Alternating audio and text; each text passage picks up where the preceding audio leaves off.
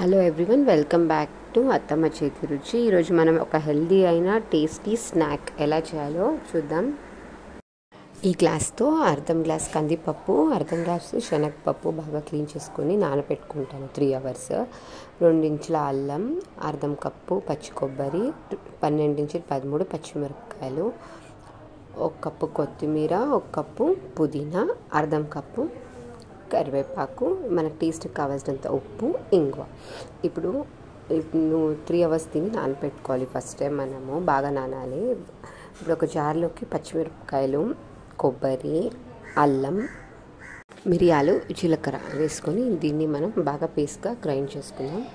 ఇప్పుడు ఈ గ్రైండ్ అయిన మిక్స్చర్ జార్లోకి మనం నానబెట్టుకున్న కందిపప్పు, తర్వాత శనగపప్పు వేసుకొని బాగా ఫైన్ పేస్ట్ చేసుకోకూడదు, కొంచెం కచ్చాపచ్చా పేస్ట్ చేసుకున్నాం. ఇప్పుడు ఆ పేస్ట్ని ఫుల్ ఒక బౌల్లోకి తీసుకొని అందులో సన్నగా కట్ చేసి పెట్టుకున్న పుదీనా, కొత్తిమీర, కరివేపాకు, ఉప్పు, ఇంగువ వేసి బాగా నీట్గా కలుపుకుందాం.